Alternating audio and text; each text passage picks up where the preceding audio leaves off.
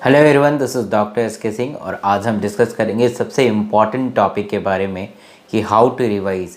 जैसे मैंने अभी एक वीडियो डाला है that is 2 month plan for the NEET for sure selection. उसमें बहुत सारे ऐसे कमेंट आए हैं कि सर ठीक है, हम लोग एमसीक्यू करने के लिए बिल्कुल तैयार हैं और हर दिन हम एमसीक्यू प्रैक्टिस करना चाहते हैं। बट सर हम जैसे उस वीडियो में मैंने बताया था कि आप 3 आवर्स एमसीक्यू कीजिए, फिर उसके बाद 3 आवर्स जो बचता है उसमें आप उस अपने मार्क्स को रिव्यू कीजिए कि कितना आपने सही किया, कितना गलत किया, और फिर वो जो क्वेश्चन है वो किस टॉपिक से है, कहाँ से है, उसको बुक से जाके फिर आप रीड कीजिए। ऐसा मैंने उस वीडियो में बताया है। अगर आपने उस वीडियो को नहीं देखा है तो प्लीज़ उसे देखें, क्योंकि आपको बहुत ही फ़ायदा होने वाला है उस वीडियो से। और इस वीडियो में हम बात करेंगे कि हम रिवाइज़ कैसे करें, चाहे वो फिज़िक्स हो, केमिस्ट्री हो और बायो हो। तो देखिए, मैंने उस वीडियो को स्टार्ट करने के पहले ही बताया था कि आपको कम से कम 12 से 13-14 घंटा पढ़ना है, क्योंकि आप ज़्यादा से ज़्यादा पढ़ेंगे तो ज़्यादा से ज़्यादा आपको कोर्स को प्रैक्टिस कर पाएंगे, रिवाइज़ कर पाएंगे और कवर अप कर पाएंगे। सबसे इम्पॉर्टेंट चीज़ है कि कवर कर पाएंगे। अगर ज़्यादा पढ़ेंगे तो ज़्यादा कवर करेंगे, कम पढ़ेंगे तो कम कवर कर पाएंगे, आपका चीज़ छूटने का ज़्यादा चांस हो सकता है। तो सबसे पहली बात ये आती है कि आपको रिवाइज़ करने के लिए वो तो आपको एमसीक्यू करना मस्ट है ही है, वो तो करना ही करना है। 3 आवर्स का आप अलार्म लगा लीजिए और 3 आवर्स जो भी है उसे आप कैलकुलेट कीजिए और फिर जो भी जहाँ से क्वेश्चन आए हैं उस चीज़ को देख के आप सॉल्व कीजिए। बचे 6 घंटे।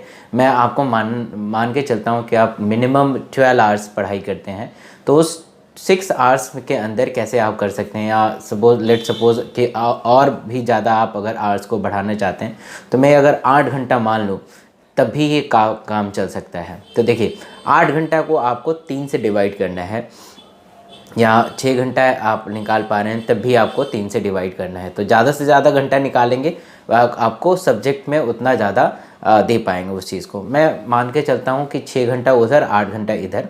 6 घंटा आपने एमसीक्यू और उसको पूरा एनालाइज़ किया और उसके क्वेश्चंस वगैरह देखें, समझे, और फिर 8 घंटा आपने पढ़ाई के लिए दे रहे हैं। तो 8 घंटा रिवाइज़ कैसे करना है, तो देखिए 8 घंटा में क्या कीजिए कि अगर मैं 3-3 आवर्स सबके लिए डिवोट करूं तो 9 घंटे हो गए, तो वो सही नहीं है। तो 3 घंटे केमिस्ट्री, 3 घंटे फिजिक्स यानी 6 घंटे, और 2 घंटे सिर्फ बायोलॉजी।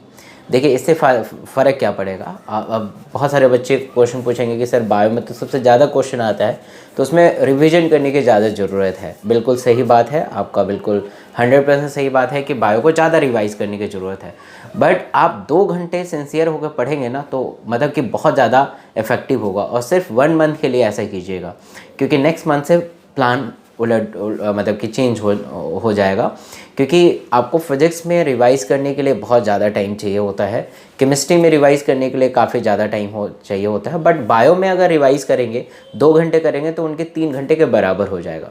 तो ये सब जो भी मैं बता रहा हूँ ये अपने ऊपर भी मैंने लागू किया है, और जो भी मेरे काफ़ी जगह बच्चे हैं पढ़ रहे हैं, आने वाले टाइम में आपके पास वीडियो आएंगी अलग अलग कॉलेज से, वो बताएंगे कि कैसे हम प्रिपेयर करें, ताकि जो भी मेरे साथ जुड़े हैं बच्चे उनका भी सिलेक्शन हो, आप भी आने वाले बच्चों को आप बता पाएँ कि कैसे क्या करें।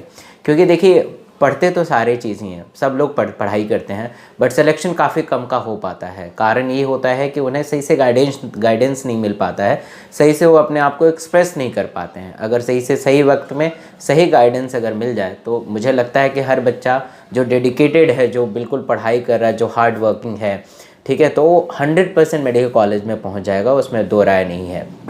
तो सबसे इम्पॉर्टेंट ये है कि सही समय पे सही गाइडेंस। अब मैं आपको बताता हूँ कि 3 घंटे आपने फिज़िक्स दिया, 3 घंटे केमिस्ट्री दिया और 2 घंटे बायो दिया, तो उस आवर्स में अपने स्टडी को, अपने रिवीजन को कैसे बढ़ा सकते हैं, अपने रिवीजन को कैसे बढ़ा सकते हैं, अपने रिवीजन कैसे कर सकते हैं। तो सबसे पहले क्या करना है कि हम बायो से शुरुआत करते हैं, क्योंकि मैं बायो पढ़ाता हूँ। तो 2 घंटे में आपको अगर बायो करना है, प्रैक्टिस करना है 2 घंटे में अगर बायो आपको, तो उसमें करना क्या है कि जैसे अब देखिए, पूरा थॉरली तो पढ़ नहीं सकते हैं, ठीक है। आपने क्वेश्चन प्रैक्टिस किया है तो आपको जो भी 360 जो भी क्वेश्चंस होंगे, मतलब 90 जो बायो के क्वेश्चन होंगे वो तो प्रैक्टिस कर ही रहे हैं। इसके अलावा मैं बता रहा हूँ, जैसे चैप्टर वाइज आप अगर रिवाइज़ करना चाहते हैं तो देखिए, रिवीजन के लिए एकमात्र बुक है दैट इज़ एनसीईआरटी। एनसीईआरटी जैसा कोई भी बुक नहीं है रिवीजन करने के लिए।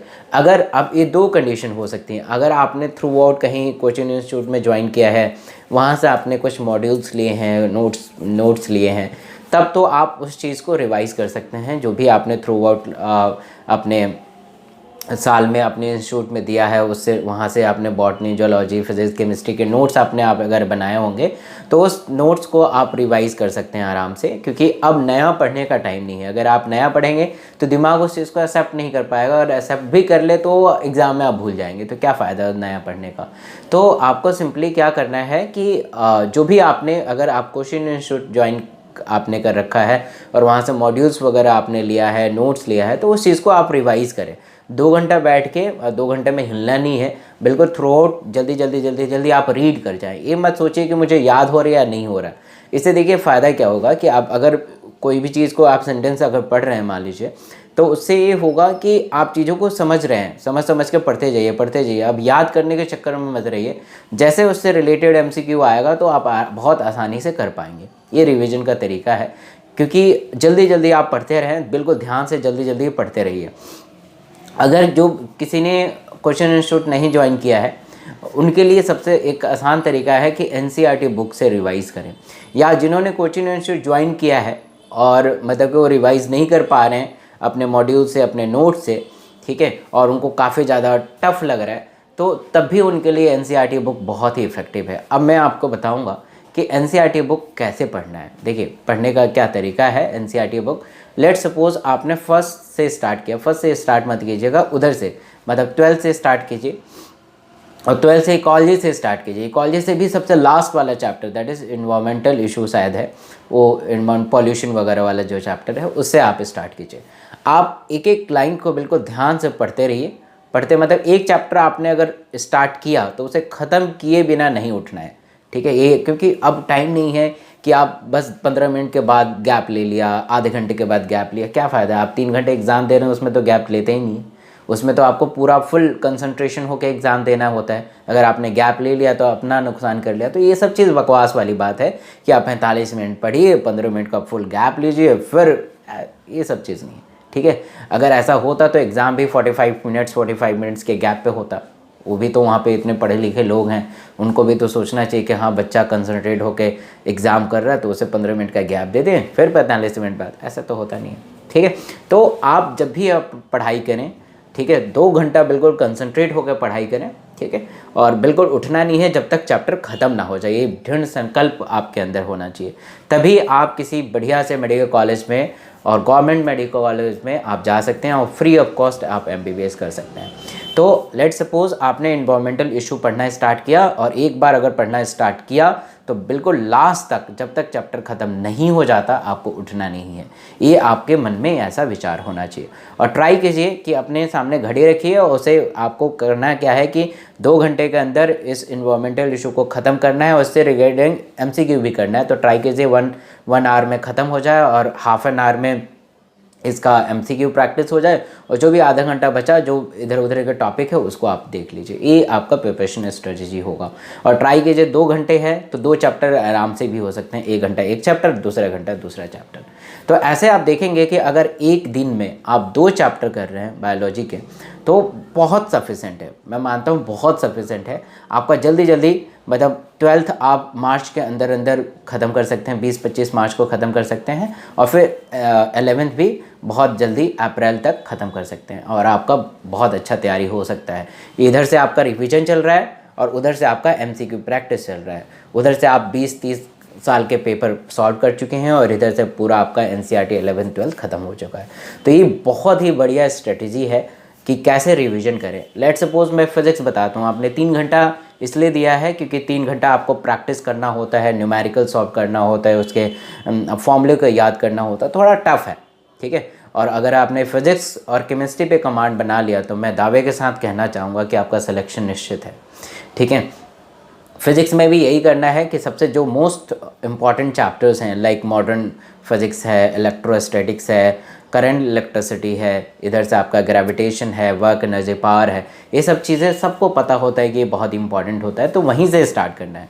आपने सपोज मॉडर्न फिजिक्स पढ़ा या सपोज करंट इलेक्ट्रिसिटी पढ़ा, तो पूरा थारली नहीं पढ़ना है, ठीक है। करंट इलेक्ट्रिसिटी से कैसे कैसे क्वेश्चंस आते हैं, आपको क्वेश्चन वहाँ पे प्रैक्टिस करना है। आपको वहाँ पे थ्योरी पढ़ने की ज़रूरत नहीं है, क्योंकि थ्योरेटिकल एग्जाम तो होता नहीं है, सारा एमसीक्यू और मतलब कि न्यूमेरिकल बेस्ड एग्जाम होते हैं। तो आपको न्यूमेरिकल प्रैक्टिस करना है कि किस किस टाइप के, मान लीजिए कि इलेक्ट्रोड, मान लीजिए कोई सर्किट को सॉल्व करने का है या कुछ भी चीज़ है, उसे आप मतलब प्रीवियस ईयर के जितने भी पेपर्स हैं करंट इलेक्ट्रिसिटी के, चाहे वो एम्स में पूछे गए हों, नीट में पूछे गए हों, आपको प्रैक्टिस करना है और साथ के साथ फॉर्मूला को रिवाइज करना है। ये फिजिक्स में स्ट्रेटेजी होना चाहिए। और जो थ्योरेटिकल पार्ट है, जैसे प्रॉपर्टीज़ ऑफ मैटर है या थर्मोडायनेमिक्स है, आपको बायो की तरह पढ़ना है। तो ये फिजिक्स की रही बात। फिजिक्स में आपको प्रीवियस ईयर के क्वेश्चन अगर आप प्रैक्टिस करते हैं तो आपको बहुत ही फ़ायदा होगा। केमिस्ट्री में आ जाते हैं। केमिस्ट्री आपका 3 घंटे का है। केमिस्ट्री में सबसे इम्पॉर्टेंट जो होता है आपका ऑर्गेनिक केमिस्ट्री होता है। फिर इनऑर्गेनिक केमिस्ट्री जो होता है, मतलब कि कम समय में ज़्यादा आप मार्क्स लेके आ सकते हैं। इनऑर्गेनिक केमिस्ट्री डायरेक्टली आप एनसीईआरटी से, लेट सपोज आपको एस ब्लॉक पढ़ना है तो एस ब्लॉक पूरा थॉरली आप पढ़ लीजिए और फिर एस ब्लॉक का क्वेश्चन लगा लीजिए। प्रीवियस ईयर का जो क्वेश्चन चैप्टर वाइज आपने खरीदा होगा उसे क्वेश्चन लगा सकते हैं। और अगर मान लीजिए डी ब्लॉक करना है, एफ ब्लॉक करना है, कोऑर्डिनेशन कंपाउंड करना है, ऑर्गेनिक केमिस्ट्री से भी आप बिल्कुल थॉरली एनसीईआरटी पे डिपेंड रहिए। यानी 2 सब्जेक्ट एनसीईआरटी से होना चाहिए, मस्ट है, बायो और केमिस्ट्री। और फिजिक्स भी एनसीईआरटी कर सकते हैं, but physics is more about practising numerical. तो न्यूमेरिकल आपको ज़्यादा प्रैक्टिस करना है, तो ऐसे आप रिवाइज कर पाएंगे। जैसे मान लीजिए कि रेडॉक्स रिएक्शन आपको पढ़ना है, तो रेडॉक्स रिएक्शन आप अपने एनसीईआरटी बुक से थॉरली पढ़ लीजिए। फिर रेडॉक्स रिएक्शन के क्वेश्चन जरूर प्रैक्टिस कीजिए। क्रॉस क्वेश्चन प्रैक्टिस करेंगे तो आपको समझ में आ गया कि क्या लैगिंग फैक्टर है। फिर उस चीज़ को 3 घंटा काफ़ी होता है चैप्टर को पूरा पढ़ने का और उससे रिलेटेड एमसीक्यू करने का। तो ऐसे आपको प्रैक्टिस करना है तो आप बहुत ही अच्छे से प्रैक्टिस कर पाएंगे। तो ये 2-3 चीज़ें छोटी छोटी ध्यान में रखेंगे तो आप देखेंगे कि आपका प्रिपरेशन स्ट्रेटेजी सिर्फ 50 दिन में काफ़ी अच्छे हद तक इम्प्रूव हो जाए। बट जैसे मैंने बता दिया, इसको एग्जीक्यूट करने के लिए बहुत ही आपके अंदर एक आत्मविश्वास और संकल्प चाहिए, तभी ऐसा कर पाएंगे। बहुत सारे मैसेज आए हैं और मैंने देखा भी है कि 2-3 साल के क्वेश्चन पेपर उन्होंने सॉल्व किया और फिर छोड़ दिया, क्योंकि अच्छा ही नहीं लगता। ब्रेन क्या होता है कि ब्रेन के अंदर एक खास बात ये होती है कि जो उसे आप अगर टफ वर्क देंगे, बहुत कड़ा काम देंगे, तो वो नहीं कर पाएगा, उसे निगलेक्ट करेगा। ब्रेन कहेगा कि नहीं, मैं नहीं कर पाऊँगा, मुझे मज़ा वाले चीज़ें अच्छी लगती है, मुझे घूमना अच्छा लगता है, मुझे मूवी देखना अच्छा लगता है, जो जिस पे ब्रेन उस पर जोर ना डाले।